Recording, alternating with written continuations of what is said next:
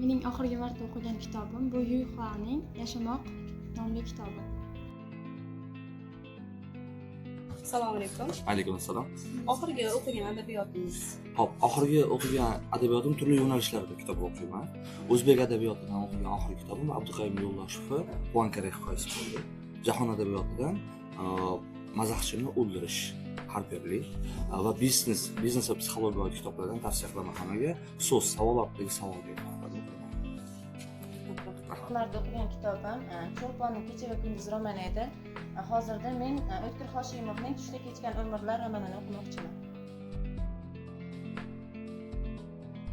Men oxirgi o'qigan kitobim Said Ahmadning Qorako'z Majnun kitobi.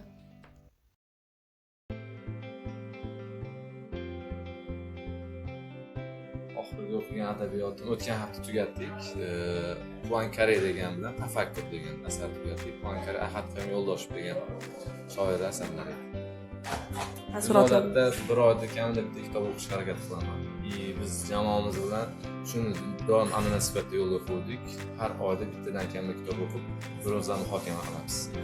Endi kitob o'qisangiz bo'laveradi. Birinchidan kitob o'qisa odam o'zi uchun bo'ladi. Endi ikkinchida agar o'qigan jamoada shuni muhokama qiladigan bo'lsangiz, u kitobni albatta nima uchun yozilgani, undan oladigan narsalar juda ko'p. Muhokama asosida o'qilgan kitob ko'proq sizni xotirangizda qoladi. Rahmat.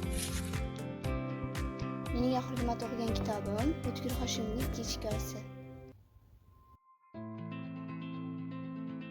Mana oxirgi o'qigan kitobim Asqat Muxtorning Chinar asari. Meni oxirgi o'qigan kitobim Abdulhamid Cho'lponning Kecha va kunduz romani.